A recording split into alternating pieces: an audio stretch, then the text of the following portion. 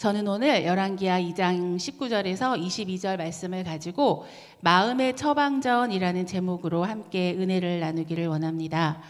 여러분 자금성 아시죠? 자금성. 네, 중국 베이징에 있는 베이징 중심부에 위치하고 있는 현존하는 그 왕국 중의 건축물 중에 최대의 크기를 자랑한다고 합니다. 저도 그 신학교 다닐 때 졸업여행으로 갔었는데 아무리 걸어가도 끝이 보이지 않고 내가 오늘 안에 여기서 나갈 수 있을까 할 정도로 그 규모와 그 크기가 웅장하고 방대했습니다. 그 안에 그 건축물이 그 자금성 안에 건축물이 980개가 되고요. 또 방이 9,000개나 된다고 합니다. 그리고 장식과 그 문양의 화려함이 이루 말할 수 없이 화려하고 아름답다고 합니다. 그토록 화려한 그 인류 최대의 궁궐에서 살았던 그 진시황은 정작 그 왕의 침실에, 그 화려한 그 왕의 침실에 잠들지 못했다고 알려져 있습니다. 그 진시황이 그 잠을 청했던 곳은 어디냐면 그 화려하고 정말 그 멋진 황제의 침실이 아니라 성 안에 가장 후미진 곳에 쪽방이 있었는데 그 쪽방에서 잠을 청했다고 합니다. 왜 그토록 그 진시황은 화려한 침실이 아닌 그 쪽방에서 잠을 청해야 됐을까요? 이 대륙의 황제 진시황은 언제 어느 때에 그 자객이 침입해서 들어와서 자기를 죽일지 모른다는 그런 두려움과 불안함에 사로잡혀서 그 호위무사가 자고 있는 그 쪽방 안쪽 그 비밀의 방에 들어가서 웅크리고 잠을 잤다고 전해지고 있습니다. 설마 황제가 이런 후미진 곳에서, 이런 쪽방에서, 이런 초라한 곳에서 잠을 잘 것이라고 생각하게 하기 위해서 그는 그 화려한 궁전에 살았지만 늘 두려움에 갇혀서 그 쪽방에서 잠을 청했다고 합니다. 가장 막강한 힘과 권력을 소유했을지는 몰라도 그의 내면에는 자유함이 없었던 것이죠. 그리고 그의 내면에는 평안함이 없었던 것입니다.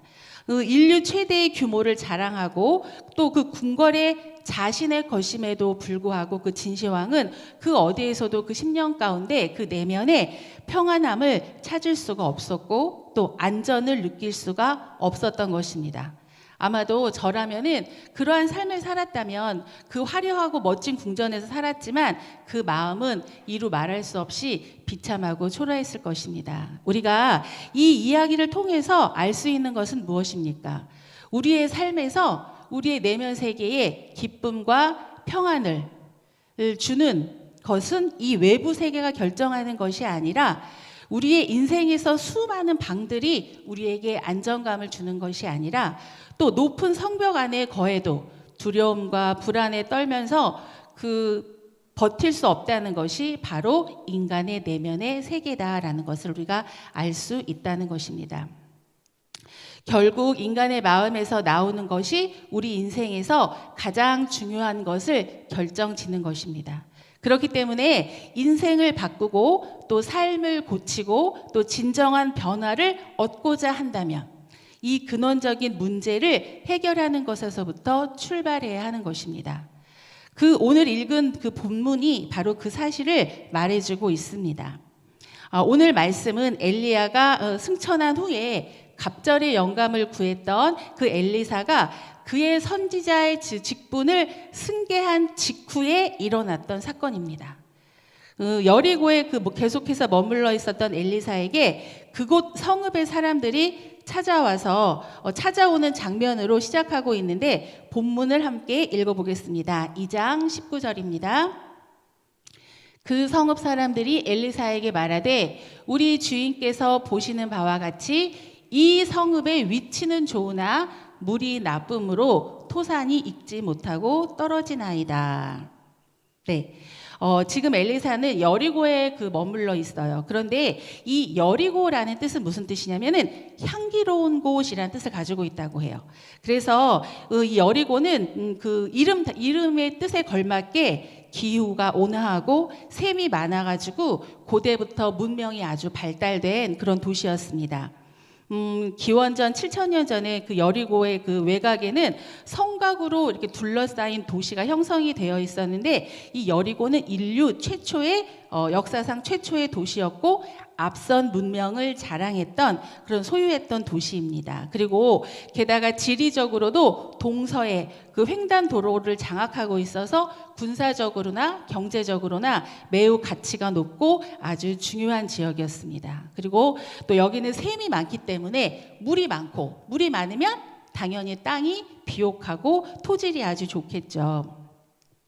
자, 그리고 그 위치는 그 오아시스 옆에서 그 자라나는 그 종려나무가 아주 많이 있었어요. 그래서 이 여리고를 무엇이라고 했냐면 종려나무의 성읍이라고 불리기도 했다고 합니다. 그만큼 이 여리고라는 도시는 환경이 쾌적하고 또 비옥하고 풍요로운 땅이었고 지정학적으로도 전략적인 요충지였어요. 그런데 오늘 본문을 보시면 여리고 성읍의 사람들이 엘리사에게 찾아와서 뭐라고 말하고 있냐면, 이 성읍이 위치는 좋으나 무엇이 나쁘다고 얘기하고 있죠? 물이 나쁘다고 얘기해서 물이 나쁘다. 그리고 그 물 때문에 토산이 나빠서 익지 못하고 떨어진다라고 얘기하고 있어요. 자, 그런데 여기서 토산이라는 것을 그 원어에서 찾아보면은 이 토산이라는 단어가 의인화가 되어 있어서 그 땅에 사는 사람이다라는 의미를 가지고 있어요. 그리고 익지 못하고 떨어진다라는 것은 사람이나 동물이 자식을 낳지 못한다라는 뜻을 가지고 있다고 합니다. 그러니까 다시 말해서 여리고가 목축하기에는 굉장히 좋으나 지역적으로 굉장히 좋아 보이는 위치이고, 또 목축에 결정적으로 목축을 하기 아주 좋지만 결정적으로 그 목축에 그 필요한 그 물이 어떻다는 거죠? 동물들을 조산시키고 또 새끼를 가지지 못하게 할 정도로, 또 사람들에게 해를 끼칠 정도로 그 물이 나빴다라고 이야기하고 있습니다. 결국에는 이 성은 땅이 기름지고 터가 좋고 화려하고 또 견고한 성벽에 자리 잡고 있었지만 정작 병든 물로 인해서 생명을 낼 수 없는 그러한 상태가 된 성읍인 것이죠. 자, 그리고 그 성의 샘의 근원이 병들고 죽은 물을 내어서 열매가 익기 전에 떨어지고, 또 짐승들이 조산을 하고 여인들도 불임이 되거나 낙태를 하거나 유산을 하거나 그러한 상황이었다고 합니다. 오늘 본문이 여러분들에게 혹 생소한 본문이실 수도 있으실 거예요. 그런데 저는 이 본문을 읽고 또 말씀을 준비하면서 오늘 이 본문의 모습들이 오늘날 우리들이 살아가는 모습에 많이 대입이 되더라고요. 첫 번째로 인생의 외적인 조건은 화려하고 또 무언가 제대로 잘 갖추어 놓고 사는 것 같아 보이지만 정작 참된 생명의 능력을 그 삶 속에서 잃어버린 사람들. 또 두 번째, 토산이 나빠서 수많은 열매들이 채 익기도 전에 떨어지듯이 인생의 그 삶의 그 창조적인 생산력을 잃어버리고 또 삶 가운데 결실을 보는 일에 실패한 사람들. 또 세 번째로는 많은 것을 가졌음에도 인생의 참된 기쁨과 평안을 거두지 못하는 사람들. 또 이제 그 열매를 거둘 때가 됐는데, 이제 그 생명의 그 기쁨을 누릴 때가 되었는데, 이제 그 창조력의 결과물을 볼 때가 되었는데 익기 전에 떨어지는 경우들. 네, 이러한 경우들이 우리의 삶 속에 많이 보게 되어진다는 것입니다. 바로 이 인생의 터가 어디냐? 우리들이 살아가는 이 인생의 터가 바로 여리고라는 거죠. 그리고 우리가 바로 여리고가 될 수 있다라는 거예요. 이 말씀을 우리가 현 시대의 상황과 또 우리 삶에 적용시켜 본다면, 지금 이 병든 샘, 이 병든 물이 있는 그 샘은 과연 우리의 삶 속에서 어디에 해당되고 있는지 혹시 아세요? 자, 바로 마음입니다. 마음. 이 병든 샘은 바로 우리의 마음이에요. 우리는 이 세상 가운데서 다 갖추고 살고 내가 사회적으로 어느 정도 안정되고 내가 물질적으로 안정된 삶을 살고 있지만 정작 우리의 마음의 샘 속에는 병들어 있는 경우가 많다라는 것입니다. 바로 이곳이 마음의 문제인 것입니다. 잠언에 보시면 다 아시는 말씀처럼 무릇 지킬 만한 곳보다 더욱 내 마음을 지키라. 생명의 근원이 이에서 난다고 말씀하고 있죠. 생명의 근원이 어디에서 나는 거예요? 우리의 마음에서 난다는 것입니다. 바로 우리의 인생에서 생명을 내는 곳은 바로 마음과 직결되어 있다는 곳입니다. 오늘 이 본문에서 여리고 사람들은 이 문제를 해결하기를 원했어요. 그들은 이제 그 땅에서 생명의 소산을 내기를 원했어요. 밭에 소출을 내기를 원했고 열매가 무르익고 새 생명의 잉태와 또 출산의 기쁨을 누리기를 아주 간절히 원했어요. 그런데 이 간절하고 적극적인 회복의 의지와 능동적인 이들의 요청은 오늘날 누구에게도요? 저와 여러분에게도 동일하게 있어야 된다는 것입니다. 생명의 근원인 마음의 문제를 해결하기 위해서요. 그렇다면 이 성읍의 문제는 여러분 어떻게 해결해야 될까요? 첫 번째로 근원적인 문제를 찾으라는 것입니다. 근원적인 문제. 고든 맥도날드라는 작가가 있는데 그 사람의 책에 보면은 미 해군 소속 잠수함의 장교로 근무했던 친구의 이야기가 나와요.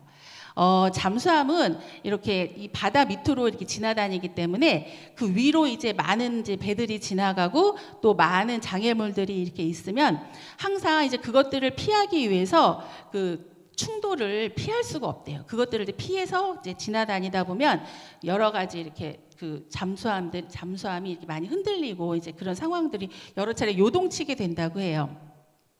그때 함장은 이렇게 급작스럽고 심상치 않은 일들이 있을 때마다 어디를 찾아가냐면 조종실로 들어간다고 합니다. 조종실. 그래서 자신이 가장 신임하는 장교에게 이상 없나? 하고 물어본다고 해요. 자, 바깥의 상황이 어떻든지 그 잠수함의 안전을 보장하기 위해서는 그 명령을 수행하는 중심부가 어디라는 얘기예요? 조종실이라는 얘기예요. 조종실. 네. 그래서 그 조종실에 가서 적합한 장소에 가서 적합한 질문을 하고 적합한 응답을 받아야 한다는 것이죠. 바로 이 조종실이 어디겠어요? 네, 우리의 마음이 바로 그 조종실이라는 것입니다. 모든 위기의 상황을 관리하고 대처할 수 있는 직접적인 능력이 바로 이 조종실의 관점에서 비롯된다는 거예요. 결국 우리도 우리 인생의 모든 행위를 주관하는 것들이 우리 마음에 물어봐야 한다는 것이에요. 우리가 인생을 살다 보면 여러 가지 삶에 일들이 많이 생겨지고 갑작스러운 위험이 닥칠 때도 있고 또 그 위험에 흔들리고 우리의 마음이 충돌하려 할 때마다 우리가 우리의 마음에 물어봐야 돼요. 항상 이상 없나? 내 마음은 괜찮나? 하고 우리의 마음의 상태를 먼저 알아봐야 한다는 것입니다. 그 건축사가 디자인한 건물을 이렇게 올리려면은요, 구조적으로 건물의 저항과 하중을 안전하게 견딜 수 있도록 설계되어야 하겠죠. 그런데 건축에서 가장 중요한 것은 무엇이냐? 그 건물의 내력과 건물 밖의 외력의 싸움이라는 거예요. 그래서 그 건물 바깥에 바람이나 하중이나 진동 등의 건물에 작용하는 모든 외력에 대해서 섬세하게 계산을 해서 이것보다 내력을 더 세게 설계를 해야 된다는 거예요. 그래야지 반드시 이 외력에서 다가오는 힘보다 이 건물의 내력의 힘이 더 커야 어떠한 그 바깥의 외력의 힘이 세게 부딪힌다 할지라도 그 건물은 어떻게 할 수 있어요? 버틸 수가 있는 거죠. 그죠? 그래서 어떠한 외력에도 그 건물은 어떻게 해야 돼요? 무너지지 말아야 되죠. 결국 우리의 인생도 바로 이 외력과 우리 내력의 싸움이라는 거예요. 내 바깥에, 내 외부적인 환경의 어떠한 그런 상황과 내 안에 내면 세계를 지키는 내 마음의 싸움이라는 거죠. 그래서 인생을 지탱하는 기둥들, 또 외압과 진동을 견뎌내는 내적인 견고함, 결국 그러한 내력이 있으면 버티는 것이고 또 무너지지 않는 것이죠. 그런데 우리의 인생이 너무나 작은 파동에도, 그죠?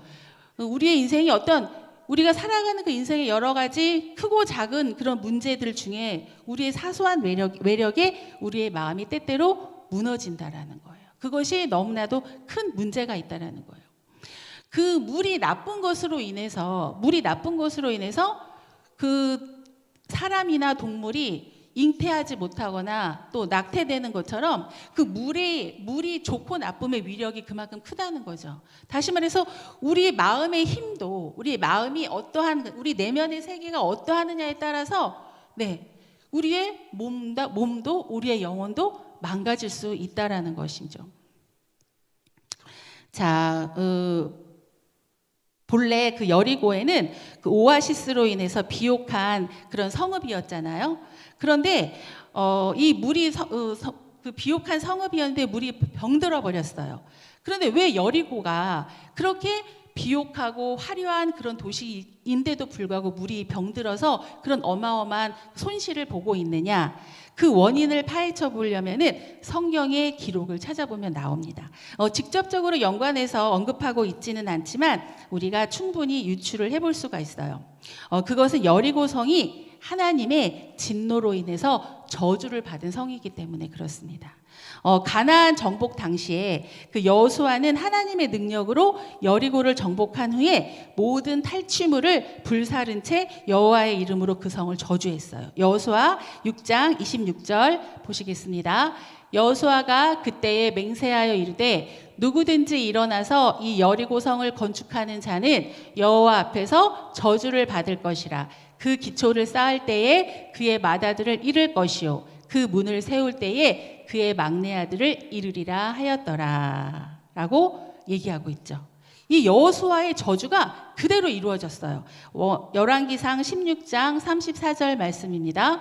그 시대에 베델 사람 히엘이 여리고를 건축하였는데 그가 그 터를 쌓을 때에 맏아들 아비람을 잃었고 그 성문을 세울 때에 막내 아들 수굽을 잃었으니 여호와께서 눈의 아들 여호수아를 통하여 하신 말씀과 같이 되었더라. 네. 바로 여리고성에 이렇게 물이 나쁘게 된 역사적 배경이 무엇 때문이라고 말하고 있죠? 네, 그들의 죄악으로 인한 하나님의 심판과 저주가 그 땅에 임했기 때문임을 우리가 알게 되었어요. 그 여리고의 물이 그렇게 나쁘게 된 것은 무엇 때문이에요? 네, 어떤 자연의 현상도 아니고 어떠한 과학적인 무엇이 잘못돼서도 아니고 무엇 때문에요? 하나님의 저주가 임했기 때문이에요. 즉, 여러분 문제의 그 근본은 바로 무엇이냐면 하나님과의 관계. 즉, 영적인 문제였다라는 거죠. 여리고 사람들은 수백 년 동안 이 현상으로 인해서 고통을 받았을 거예요. 토지의 소산을 내지 못하는 형편없는 추수의 상황들, 또 가축의 몰살, 유산, 잉태하지 못하는 아픔과 고통들을 수백 년 동안 여리고는 겪어왔을 거예요. 그리고 여리고는 그러한 현상을 겪어오면서 가만히 있었을까요? 다방면으로 이 문제를 해결해 보려고 많은 노력을 했겠죠. 뭐 토지를 개선한다든지 토지를 다 뒤집어 엎는다든지 아니면 종자가 잘못돼서 그러면 종자를 개발했다든지 또 가축의 죽음을 치료하기 위해서 여러 가지 의학적인 과학적인 방법을 다 동원했을 거예요. 그런데 정작 무엇이 문제인지 알지 못했어요. 그 원인은 그 땅에 묶인 바로 저주, 즉 영적인 문제였기 때문이었던 것이죠. 자, 이것은 영적으로 풀지 못하면은, 그죠? 이 문제를 영적인 문제이기 때문에 영적으로 풀지 못하면 그 어떤 농법의 개발이나 과학적이나 의학적 모든 방법을 동원한다고 해도 달라질 수 있는 문제가 아니라는 거죠. 즉, 이것은 땅에 속한 문제가 아니라 하늘에서 풀어야 하는 문제라는 거예요. 우리의 삶에 그런 문제들이 너무나도 많다는 거예요. 그런데 우리는 그걸 알지 못하고 우리는 계속해서 그것을 내가 하나님 앞에서 풀어야 됨에도 불구하고 자꾸 세상적인 방법으로, 인간적인 방법으로 자꾸 그것을 풀어내려 한다라는 것이죠. 네, 그래서 우리는 이렇게 외적인 조건이 이렇게 아무리 화려해도 영적이나 정서적인 그 불임의 고통에 빠지거나 정작 그 수학의 기쁨을 누리지 못하거나 이러한 문제들을 눈에 보여지는 그런 피상적인 문제 해결은 불가능하다라는 거죠. 유일한 솔루션은, 유일한 해결책은 바로 주님께 있다라는 거죠. 주님이 그 땅의 저주를 축복으로 바꾸시고 그 땅의 죽음을 생명으로 바꾸시고 그 땅의 황폐함을 비옥하게 하는 것 외에는 뭐예요? 답이 없는 거예요. 그런데 우리는 그것을 알지 못하고 계속해서 육적인 방법으로, 인간적인 방법으로 해결하려고 한다라는 거예요. 그러니까 믿지 않는 세상 사람들이나 믿는 사람들이나 다 그 문제 해결을 다 세상 밖에서 찾으려고 한다는 거예요. 인간의 방법으로만 해결하려고 한다는 거죠. 자, 이렇게 영적인 문제 해결, 이것이 문제의 본질이고 유일한 해결 방법이다라는 것이죠. 자, 그리고 영이 병들었을 때에는 이렇게 영이 병들었으면 것을 우리가 혼적으로 해결하려는 경우들이 많다라는 거죠. 지금 여리고 사람들은 여러 가지 해결 방법을 찾기 위해서 이것저것 헤매다가 드디어 누구에게 왔어요? 문제 해결자인 엘리사에게 온 거예요. 자, 그리고 그들은 문제의 정확한 원인을 꼬집어서 이야기했어요. 위치는 좋아서 정치적으로, 경제적으로, 군사적으로 입지는 좋으나 물이 병들었어요, 선지자님. 하고 와서 엘리사에게 말하는 것이죠.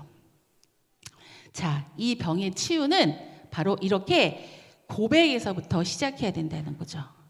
진단의 시작은 바로 고백이 바로 시작이 돼야 된다는 거죠. 주님, 제 삶이 지금 사회적 위치가 번듯하고 또 재정의 상황이 안정돼 있어요. 현실의 기반은 아주 탄탄해요. 그런데 주님, 정작 제 안에는 생명의 역사가 없습니다. 네, 생명의 역사가 없어요. 뭔가 영적인 삶에 결실이 없어요. 그래서 우리는 이렇게 주님 앞에 지금부터 고백하며 나아가야 된다는 것입니다. 주님, 제 일상에 주님이 주시는 참된 기쁨이 없어요. 그 기쁨을 찾기 위해서 자꾸 세상으로 나가는 거예요. 평안이 없어요. 주님만으로는 뭐가 해결이 안 되는 것 같고 자꾸 세상에서 평안을 찾으려고 한다는 것이죠. 너무도 많은 사람들이 이렇게 여리고와 같이 화려한 외적인 삶 속에서 황폐한 마음으로 살아가게 된다는 것입니다. 그래서 우리 요즘 보면 지독한 공황장애, 또 우울, 또 외로움, 공허함, 강박 이런 것들. 저도 때때로 이제 여기 저보다 연배가 높으신 분들도 많이 있지만 이제 50이 넘어가니까 자꾸 마음속에 이제 아이들도 다 커서 이제 자기 짝들을 다 찾아갈 나이가 되었잖아요. 그래서 굉장히 제 마음 가운데 때때로 막 허전함이 막 찾아올 때가 있어요.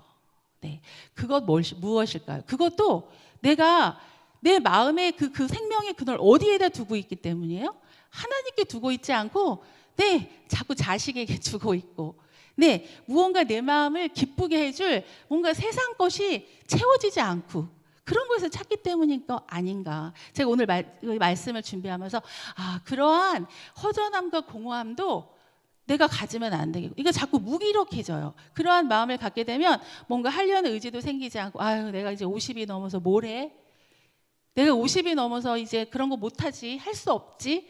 자꾸 그런 무기력감에 빠지게 되더라고요. 그러니까 그런 공허함이나 허전함이나 이 모든 것까지도 다 영적인 문제에 해결이 된다라는 거예요. 한번 그렇게 영적인 그런 공허함과 그런 곳에 빠지면 그걸로 끝나는 것이 아니라 싱크홀에 자꾸 무엇인가가 빨려 들어가듯이 나의 그냥 모든 것이 자꾸 내 마음이 자꾸 빨려 들어가게 되어 있어요. 그래서 우리는 이렇게 황폐한 마음으로 살아가면 안 되는 거예요. 여리고는 지정학적으로는 너무나도 유리한 그런 지점에 위치해 있었어요. 또 우리의 인생도 어쩌면 여리고 도성처럼 우리 다 굉장히 그저 큰 문제 없이 살아가고 있잖아요. 잘 자리 잡은 듯 보이잖아요. 그럴 수 있어요. 그렇지만 중요한 것은 그곳에서 우리가 내적으로 병들면 안 된다라는 거죠. 우리가 내가 겉으로 보여지는 환경과 상황이 다 안정되고 평안하다고 해서 내가 거기서 내 마음의 내면을 거기서 채우려고 하고 거기서 해결하려고 하고 그건 안 된다라는 거죠. 그러한 내면이 문제가 된다라는 것입니다.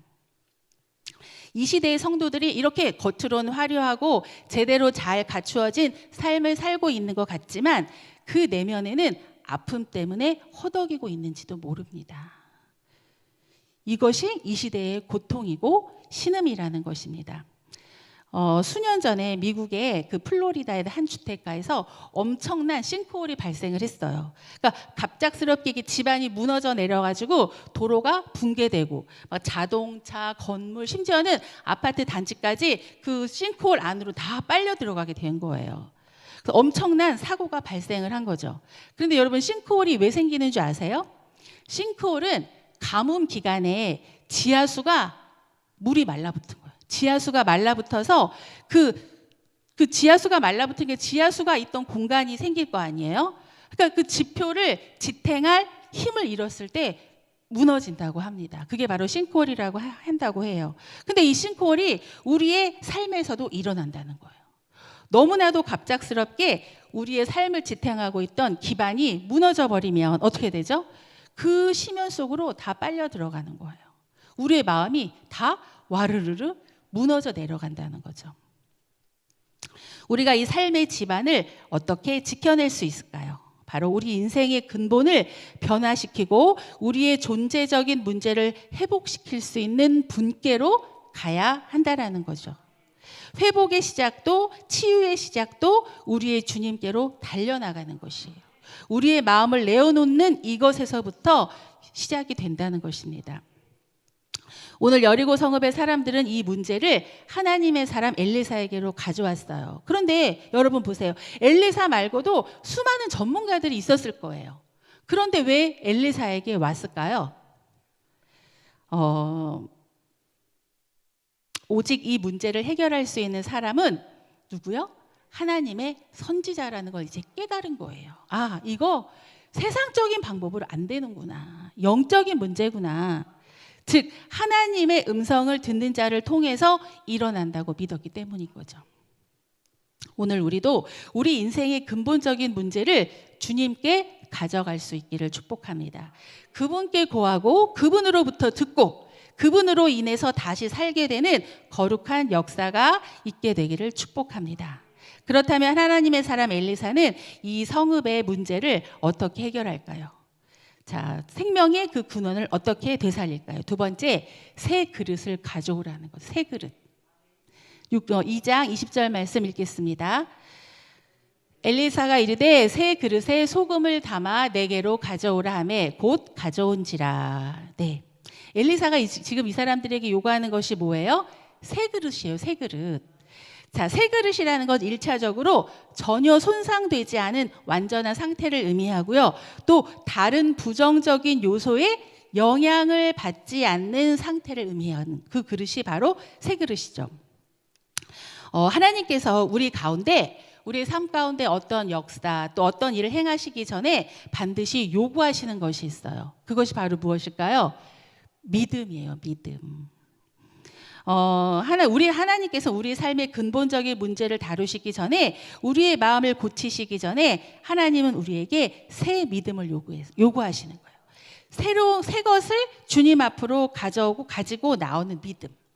이 새 그릇은 그럼 바로 무엇일까요? 자, 이 새 그릇은 생명의 근원을 내지 못했던 나의 그 마음을 생명의 근원을 내어주는 마음으로 변화되어지기를 간절히 사모하는 그 내 마음의 그릇. 그게 뭐예요? 새 그릇이라는 거예요. 주님은 우리에게 항상 무엇을 말하시죠? 새 것, 새 영, 새 마음. 네, 그걸 말씀하세요. 새 피조물. 항상 새 것을 말씀하시잖아요. 그죠? 주님 앞에 여러분 새 마음을 가지고 나아가 드리세요. 그러면 주님께서 그 우리의 마음 가운데 많은 쓴뿌리들, 상처들, 아픔들 다 어떻게 해요? 주님이 싹 고쳐주시는 거예요. 내가 외부의 어떠한 그 문제의 압력 가운데에도 내 마음이 세워질 수 있도록 주님이 지켜주시고 함께 해주신다는 거죠. 그래서 지금 엘리사는 새 마음을, 새 그릇을 이 여리고 사람들에게 요구하고 있다라는 것입니다. 자, 그러면 엘리사는 이제 새 그릇을 통해서 외부의 어떠한 압력에도 무너지지 않는 생명의 근원이 되는 마음을, 이제 그 그릇, 새 그릇을 하나님 앞에 드리게 되는 거죠. 이제 세 번째, 엘리사는 생명의 그 근원을 어떻게 되살리는지 한번 보겠습니다. 세 번째는 삶의 중심에 말씀을 던지라는 것입니다. 엘리사는 지금 여리고 사람들에게 새 그릇에 무엇을 담아갖고 오라 그랬죠? 소금을 담아갖고 오래요. 소금. 이 소금의 특징은 뭐죠? 부패를 방지하고 또 맛을 내는 역할을 하고, 또 하나 변함없는 것은 지속성과 불변성이죠. 그러므로 그 성경에서 소금을 무엇에 비유하냐면 불변하신 하나님의 언약을 상징하신다는 거예요. 민수기 18장에 하나님이 이스라엘 백성들에게 무엇을 주시죠? 소금 언약을 주시죠. 소금 언약. 이 소금 언약을 주시는데 이것은 영원한 언약, 또 결코 파괴될 수 없는 하나님의 약속을 가리키는데, 즉 여기서 말하는 이 소금은 십자가를 상징하는 거예요. 십자가. 자, 그리고 그 엘리사가 그 새 그릇에 소금을 담았어요. 그리고 어떻게 했죠? 21절에서 22절 말씀 보시겠습니다. 2장 21절에서 22절. 엘리사가 물 근원으로 나아가서 소금을 그 가운데 던지며 이르되 여호와의 말씀이 내가 이 물을 고쳤으니 이로부터 다시는 죽음이나 열매 맺지 못함이 없을지니라 하셨느니라 하니. 그랬어요. 왜 엘리사는 물 근원으로 가서 소금을 그 가운데 던지라고 했을까요? 여러분, 마라의 쓴물 아시죠? 그 마라의 쓴물을 단물로 치유하실 때 어떻게 하셨어요? 하나님께서 십자가를 상징하는 나뭇가지를 그 샘에 넣으라고 했죠. 그 쓴물에 넣으라고 해서 그 물을 치료하셨죠. 그런데 이번에는 축복을 잃어버리게 만드는 이 물에 소금을 넣게 하십니다. 즉, 이 의미는 뭐냐? 소금 언약은 영원히 변하지 않는 무엇이에요? 하나님의 말씀이죠. 말씀. 즉 그분의 영원한 언약인 그리스도의 십자가를 뜻하는 거죠. 생명이 없는 그곳에 그리스도의 십자가를 던지고 열매가 없는 그곳에 말씀을 던지라는 거예요. 그러면 그 병든 그 물로 인해서 모든 생명이 죽고 모든 열매는 때를 놓치고 모든 푸르름을 황폐하게 했던 그곳에 말씀을 던졌어요. 온갖 부패와 탐욕과 거짓과 미움과 모든 상처와 쓴뿌리로 가득한 우리 마음에 주님의 십자가의 보혈을 뿌리는 거예요. 이것이 삶의 근본적인 우리의 마음을 고치는 일입니다. 바로 이것이 주님이 명하신 치유의 의식이라는 것이죠. 푸른 잎사귀에 물을 주지 않으면 말라 죽듯이 생명의 원리를 따라야 죽음을 우리가 거스를 수 있다는 것입니다. 죽음과 저주에 묶인 그 샘의 근원이 생명을 낼 수 없는 죽은 물이 어떻게 새로워질 수 있을까요? 바로 소금을 던져야, 말씀을 던지고 십자가를 던지고 예수님의 보혈을 던지면 우리의 마음은, 무너졌던 마음은 다시 세워질 수 있어요. 이 십자가의 능력은 영원한 생명의 능력이기 때문에 그래요. 사망의 죄와 어둠의 권세를 끊어낸 능력이 무엇이에요? 바로 십자가거든요. 죽음을 정복한 능력이 뭐예요? 바로 십자가거든요. 여러분이 과거에 어떠한 잘못, 어떠한 아픔, 어떠한 고통 다 잊어버리세요. 오직 주님께서 여러분들을 위해서 하신 일들만 기억하세요. 그러면 우리의 과거는 다 주님이 지워주시고 또 치명적인 아픔도 다 잊고 지워주시는 거고 회복할 수 있는 거예요. 도저히 용서할 수 없는 내 자신도 용서할 수 있어요. 놓아줄 수 있어요. 우리의 마음에 우뚝 선 십자가만 의지하면은요. 십자가만 의식하면 우리가 무엇을 하고 무엇을 잃었고 무엇을 가졌던지 십자가만 바라보시라는 거예요. 저주받는 물 근원에 소금을 던지자 어떠한 일이 일어났죠? 21절 보시겠습니다. 엘리사가 물 근원으로 나아가서 소금을 그 가운데 던지며 이르되 여호와의 말씀이 내가 이 물을 고쳤으니 이로부터 다시는 죽음이나 열매 맺지 못함이 없을지니라 하셨느니라 하니. 여러분 여기서 한 가지 단어만 기억하세요. 뭐요? 다시는.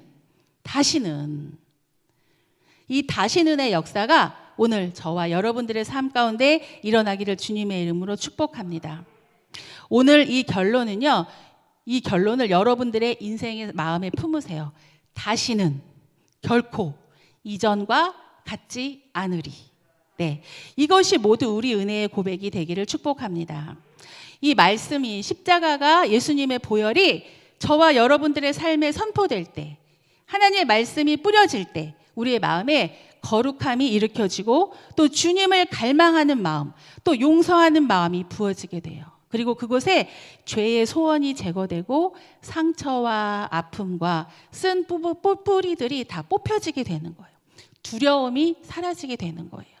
그리고 대신에 그 마음에 살 소망, 또 살아갈 소망, 사랑할 소망이 품어지게 되는 것입니다. 그렇게 생명을 우리가 취하는 것이에요. 우리가 그렇게 생명을 취하면, 내 속에 생명을 품고 있으면 나를 통해 내 자녀들이, 내 남편이, 내 주위에 우리 교회 성도들이 다 어떻게 돼요? 살아나는 거예요. 내가 그 생명을 품고 있기 때문에. 열매 없는 인생에도 말씀을, 십자가를 던지셔야 한다라는 것입니다. 네, 오늘 이 말씀을 통해서 정말 우리는 우리의 마음 가운데 다시 한번 예수님의 십자가, 또 말씀, 그리고 예수님의 보혈, 그 피를 우리 마음 가운데 뿌리세요. 뿌리시고 다시는 예전과 같은 그러한 것이 아니라 이제 우리의 마음에 생명을 품고 나를 통해서 내 주위의 많은 사람들이 다 어떻게 해요? 살아나고 또 회복되어지는 역사가 있기를 주님의 이름으로 축복합니다. 네, 기도하시겠습니다.